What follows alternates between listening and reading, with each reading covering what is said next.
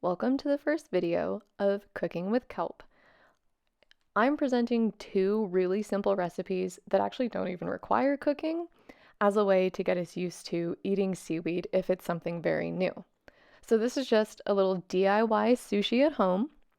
I am using cream cheese as the base for this sushi roll. If you want to swap it out for an avocado, then it becomes vegan.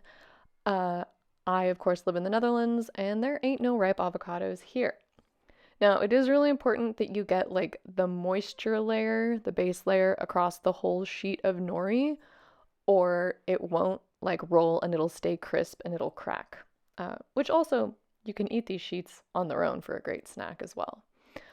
So I just added some cucumber, and I like adding black sesames. And then I am growing my own little microgreens. You can use anything, store-bought is fine. Broccoli sprouts, whatever, it's all good.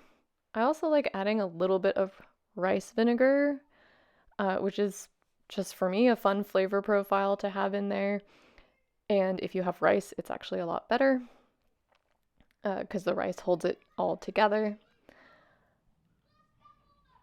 And I'm sealing it with a little bit more of that cream cheese, or if you're using avocado, that will keep it closed. And I tore it a little bit. It's a lot easier with rice. But that's just a simple hand roll. Pretty much anybody can do it. They're super scrumptious. Yum, yum, good. All right, up next we've got Wakame salad. So I am adding some water to soak my wakame. You buy it dried in the store. And I didn't find the texture of wakame that you're probably familiar with from restaurants. As you can see, mine looks a little more leafy. And then you basically just throw all of the ingredients in a bowl and mix it. All the ingredients and ratios are in the description. I always kind of adjust things to taste. I'm actually not that good at following a recipe, but this is super simple. And I hope you enjoy, and this is an easy way to add seaweed to your life to benefit your health and the planet.